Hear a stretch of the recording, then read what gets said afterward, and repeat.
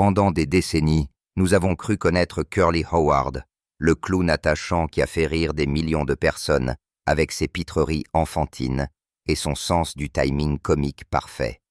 Mais que se passerait-il si je vous disais que derrière chaque wou-wou-wou et chaque routine de slapstick se cachait un homme luttant désespérément contre des batailles que personne ne pouvait voir? Des documents récemment découverts ont enfin résolu le mystère du déclin tragique de Curly. Et la vérité est plus sombre que quiconque ne l'imaginait. Il ne s'agit pas seulement de l'histoire de la déchéance d'un comédien. Il s'agit d'un système défaillant, d'une maladie cachée et du prix dévastateur à payer pour faire rire le monde alors que l'on meurt à l'intérieur. À la fin de cette vidéo, vous saurez pourquoi un génie de la comédie de 42 ans s'est soudainement effondré sur le plateau, pourquoi Hollywood a essayé de le dissimuler et comment un système défaillant a détruit l'un des artistes les plus aimés de tous les temps. Mais tout d'abord, nous devons comprendre comment Jerome Horwitz est devenu l'homme que le monde connaissait sous le nom de Curly. Jerome Lester Horwitz, né à Brooklyn 1903, était l'enfant timide éclipsé par ses frères plus agressifs. Alors que Moe était autoritaire et Shemp confiant, Jérôme préférait rester retrait. C'était le sensible, le rêveur qui préférait regarder plutôt que participer. Sur les photos de famille, on le voit bien. Alors que ses frères sont au premier plan, Jérôme est toujours légèrement en retrait, presque comme s'il essayait de disparaître.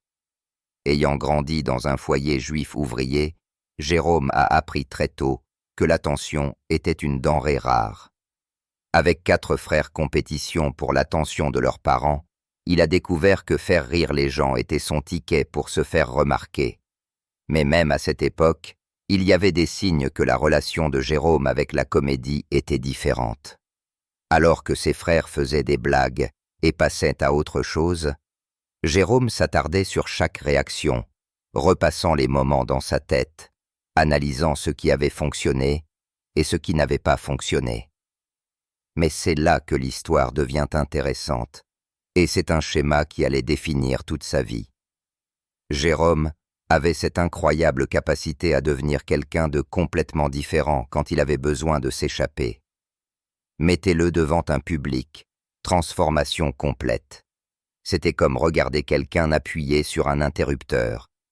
L'enfant timide et peu sûr de lui disparaissait, et ce personnage sauvage et imprévisible émergeait, capable de faire rouler les gens par terre, juste trébuchant sur ses propres pieds. Ce n'était pas seulement du jeu d'acteur, c'était comme s'il était possédé par cette énergie maniaque qui venait de quelque part au fond de lui. Et voici le truc de dingue. Il n'a jamais eu de formation formelle. Alors que d'autres acteurs étudiaient le jeu de la méthode et prenaient des cours, Curly fonctionnait à l'instinct pur, au talent brut. Le genre de timing naturel que l'on ne peut tout simplement pas enseigner. Mais ce que personne ne réalisait à l'époque, c'est que ce n'était pas seulement du talent, c'était un mécanisme d'adaptation. Jérôme avait découvert qu'être drôle signifiait que les gens lui prêtaient attention, l'acceptaient, l'aimaient, et une fois qu'il avait compris cela, il est devenu accro à ce sentiment. Lorsqu'il a rejoint les Three Stooges 1932, remplaçant son frère Shemp, il a fait un sacrifice qui allait définir le reste de sa vie. Il avait de magnifiques cheveux ondulés et une moustache. Mais lorsque Moe et leur manager lui ont suggéré de tout raser pour créer un look plus distinctif pour le groupe, il a accepté à contre-cœur. Pensez-y un instant. Imaginez abandonner une grande partie de votre identité, de toute votre apparence, pour votre travail. Ce crâne chauve n'était pas qu'un look. C'était le premier signe de ce que Curly allait sacrifier pour le divertissement des autres. Et voici ce qui est vraiment tragique. Il détestait son apparence sans cheveux. Des membres de sa famille ont révélé plus tard qu'il était très complexé par son crâne chauve et qu'il portait souvent des chapeaux ou des perruques lorsqu'il ne se produisait pas. Mais il ne s'est jamais plaint publiquement, n'a jamais résisté. Il a simplement accepté que son confort importe moins que le spectacle. La transformation est allée plus loin que sa simple apparence. Jérôme Horwitz a essentiellement cessé d'exister. Il est devenu Curly Howard 24 heures sur 24, 7 jours sur 7. Même lorsque les caméras ne tournaient pas, ses amis et sa famille ont commencé à le traiter comme le personnage qu'il jouait, s'attendant à ce qu'il soit drôle et énergique tout le temps. La pression de maintenir ce personnage, même dans sa vie privée, était écrasante. Mais ça a marché. Et comment ça a marché? De 1934 à 1946, Curly a joué dans près de 100 courts-métrages qui font encore rire les gens aujourd'hui. Punch Drunks, Disorder in the Court, A Plumbing, We Will Go. Ce n'étaient pas de simples sketchs comiques, c'était un des chefs-d'œuvre de comédie physique, et Curly était le cœur. Il a apporté quelque chose de spécial à l'écran que ses frères ne pouvaient égaler. Alors que Moe était le patron colère et Larry l'intermédiaire confus, Curly était le chaos pur enveloppé d'innocence. Un émerveillement enfantin mêlé à une imprévisibilité totale. Le public ne se lassait pas de lui. Mais c'est là que l'histoire prend son premier tournant sombre. Et c'est quelque chose que les studios n'ont jamais voulu que vous sachiez. Alors que l'Amérique tombait amoureuse des pitreries de Curly à l'écran, sa vie réelle s'effondrait coulisses. Et le schéma a commencé tôt, bien plus tôt que personne ne l'imaginait. Son premier mariage a duré exactement 5 mois. 5 mois. La plupart des lunes de miel durent plus longtemps que son mariage entier. Mais il ne s'agissait pas seulement de malchance ou d'incompatibilité. C'était le début d'un cycle qui allait le hanter toute sa vie.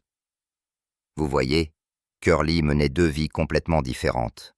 Pendant les heures de travail, il suivait les règles strictes de Moe. Pas d'alcool, pas de fête, professionnalisme total. Moe dirigeait ce plateau comme une opération militaire. Et Curly jouait parfaitement le jeu. Mais dès que les caméras s'arrêtaient de tourner, tous les paris étaient ouverts. Curly fréquentait assidûment les boîtes de nuit. On parle de rester dehors jusqu'à 4 heures du matin, de boire beaucoup, de dépenser de l'argent comme si ça allait se démoder, et de passer d'une relation à l'autre.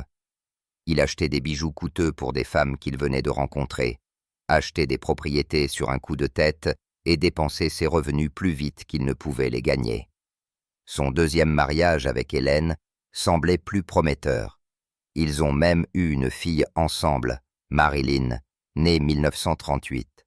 Pendant un bref instant, on a cru que Curly avait trouvé une certaine stabilité, mais 1940, ce mariage était également terminé. Et voici ce qui est vraiment déchirant. Pendant tout ce chaos, la seule source constante d'amour inconditionnel dans sa vie venait des chiens errants. Curly trouvait des animaux abandonnés sur la route et ne pouvait se résoudre à les laisser derrière lui. Il voyageait de ville-ville avec plusieurs chiens à sa remorque, refusant de les abandonner avant de leur avoir trouvé un foyer convenable. Les histoires sur Curly et ses chiens sont à la fois réconfortantes et déchirantes. Il dépensait son propre argent pour nourrir les animaux errants, les emmenait chez le vétérinaire et créait même des fonds fiducie pour certains d'entre eux. Les directeurs d'hôtels se plaignaient de trouver plusieurs chiens dans sa chambre, mais Curly payait simplement les frais supplémentaires sans discuter. Ces animaux voyaient quelque chose, lui, que les humains semblaient manquer. Ils voyaient Jérôme, pas seulement Curly. Une histoire particulièrement touchante concerne un chien à 3 pattes qu'il a trouvé devant un théâtre à Chicago. Curly a passé des semaines à soigner l'animal pour qu'il retrouve la santé, l'a emmené avec lui tourner et lui a finalement trouvé un foyer permanent auprès d'une famille qui a promis de lui écrire des nouvelles. Il a gardé ses lettres jusqu'au jour de sa mort.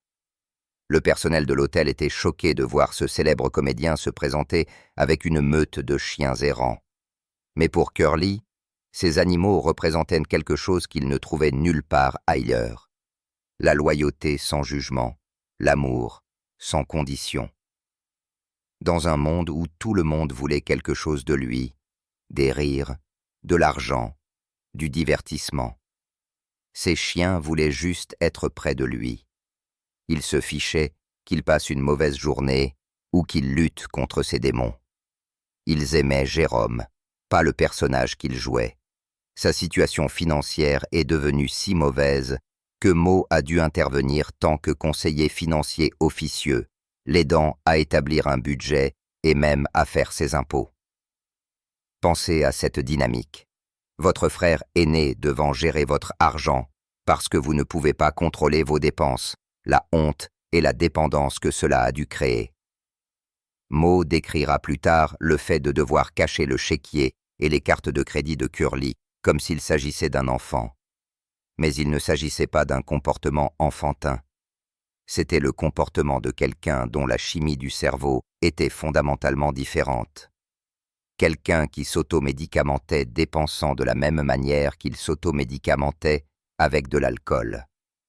Les documents financiers récemment découverts sont stupéfiants. Curly a un jour acheté un cheval de course sur un coup de tête. Après une seule conversation, il a acheté plusieurs voitures dans la même semaine et a oublié la plupart d'entre elles. Il donnait des pourboires de centaines de dollars aux serveuses et achetait des cadeaux coûteux à des personnes qu'il venait de rencontrer. Ce n'était pas de la générosité, c'était de la manie. Mais personne ne l'a compris à l'époque. Mais tout cela n'était que la surface. Ce qui arrivait réellement à Curly était beaucoup plus profond et plus grave que personne ne le comprenait à l'époque. Parce que pendant que tout le monde se concentrait sur ses dépenses et sa consommation d'alcool, il manquait les vrais signes que quelque chose n'allait vraiment pas avec son cerveau. Les sautes d'humeur qui pouvaient passer de l'euphorie à la dépression quelques minutes. Les périodes où il disparaissait pendant des jours et revenait confus quant à l'endroit où il avait été. Le comportement de plus erratique que tout le monde attribuait au fait que Curly était Curly. Et pendant la Seconde Guerre mondiale, lorsque les Stooges ont commencé à donner des spectacles directs pour les troupes, les fissures ont vraiment commencé à apparaître. Pendant la Seconde Guerre mondiale, lorsque les Stooges ne tournaient pas, ils passaient des mois sur la route à donner des spectacles directs pour le personnel militaire. Cela semble patriotique et noble, n'est-ce pas? Plusieurs spectacles par jour, des horaires de voyage épuisants, l'exécution des mêmes routines de comédie physique qui avaient déjà des conséquences néfastes sur le corps de Curly. Ce qui a rendu ces tournées de guerre particulièrement dévastatrices, c'est le poids émotionnel que Curly portait. Il aimait sincèrement divertir les troupes. Ces jeunes hommes lui rappelaient lui-même, loin de chez eux, et à la recherche d'un moment de répit face aux dures réalités. Mais l'ironie ne lui échappait pas. Alors qu'il apportait de la joie aux soldats qui se battaient à l'étranger, il perdait sa propre bataille chez lui. Les lettres qu'il a écrites à des amis pendant cette période révèlent un homme de plus conscient que quelque chose ne va pas avec sa santé, mais se sentant piégé par l'attente de continuer à se produire. Mais voici ce que le public ne voyait pas. Curly montrait déjà des signes avant-coureurs que quelque chose n'allait pas. Il avait des moments où il semblait confus, des moments où sa coordination était mauvaise, des épisodes où son discours était légèrement confus. Sa famille et ses collègues ont mis cela sur le compte de l'épuisement et du stress liés à la performance. Il n'avait aucune idée qu'il avait de nombreux accidents vasculaires cérébraux. C'est exact. Des années avant son accident vasculaire cérébral majeur 1946, Curly souffrait de ce que les médecins appellent aujourd'hui des accidents ischémiques transitoires, de petits accidents vasculaires cérébraux qui endommageaient son cerveau petit à petit, et personne n'a reconnu ce qui se passait. 1945, désespéré de trouver une forme de stabilité, Curly a pris l'une des pires décisions de sa vie. Il a épousé une femme nommée Marianne Buxbaum, après l'avoir connue pendant exactement 2 semaines. 2 semaines. La plupart des gens mettent plus de temps à choisir un nouveau forfait téléphonique. Le mariage a été un désastre dès le premier jour. Des disputes constantes, des altercations publiques, et 9 mois, il se dirigeait vers l'un des divorces les plus amers de l'histoire d'Hollywood. Mais il ne s'agissait pas seulement d'une rupture de célébrité. C'était une humiliation publique qui a été largement couverte par la presse. Les journaux ont dépeint Curly comme instable, erratique et mentalement inapte. Le stress de la procédure de divorce combiné à l'embarras public et à la détérioration de sa santé a créé une tempête parfaite de circonstances que son corps ne pouvait tout simplement pas supporter. Et puis, c'est arrivé. Juillet 1946. Curly était sur le plateau de tournage d'un court-métrage intitulé Half Wits Holiday lorsqu'il a subi un accident vasculaire cérébral massif. Il avait 42 ans. 42 ans. Et sa carrière était terminée un instant. Mais voici la partie qui va vous faire bouillir le sang. Des mémos de studio nouvellement découverts de Colia Pictures montrent qu'au lieu d'obtenir l'aide médicale dont Curly avait désespérément besoin, les dirigeants discutaient de la façon de le maintenir à flot pour une seule photo de plus. Ils étaient plus préoccupés par leurs résultats financiers que par un homme qui leur avait rapporté des millions de dollars. Un mémo suggérait même de dissimuler son état de santé pour éviter l'inquiétude du public. Un autre discutait des moyens de contourner ces limitations pour obtenir quelques performances supplémentaires. Ce n'était pas seulement de la négligence, c'était l'exploitation systématique d'un homme qui souffrait manifestement. Moe a essayé de défendre son frère Coulis, mais même son influence avait des limites dans un système conçu pour donner la priorité au profit plutôt qu'aux personnes. Et ce qui s'est passé ensuite révèle la vérité la plus choquante de toutes. Pendant des décennies, tout le monde a supposé que l'accident vasculaire cérébral de Curly était juste de la malchance. Le résultat de mauvaises habitudes de santé, du stress et des exigences physiques de la comédie. Mais des dossiers médicaux récemment découverts et une analyse d'experts ont révélé quelque chose de beaucoup plus troublant. Les professionnels de la santé qui ont examiné le cas de Curly pensent maintenant qu'il souffrait d'un trouble bipolaire non diagnostiqué ou d'une autre condition neuropsychiatrique grave. Son comportement erratique, ses sautes d'humeur, ses décisions impulsives et ses schémas autodestructeurs n'étaient pas des défauts de caractère. Ils étaient des symptômes d'une maladie mentale non traitée. Vous vous souvenez de ces folles dépenses, de l'incapacité à maintenir des relations, du cycle de hauts euphoriques suivis de bas dévastateurs. Ce n'étaient pas les signes d'un fêtard qui profite de la vie. C'étaient des symptômes classiques du trouble bipolaire à une époque où la santé mentale était stigmatisée et incomprise. Et sa forte consommation d'alcool, ce n'était pas faire la fête, c'était de l'automédication. Curly essayait de traiter ses troubles intérieurs avec de l'alcool parce qu'il n'avait pas d'autres options. Le traitement de la santé mentale dans les années 1940 était primitif au mieux, et la stigmatisation entourant la maladie mentale signifiait que même discuter pouvait mettre fin à une carrière.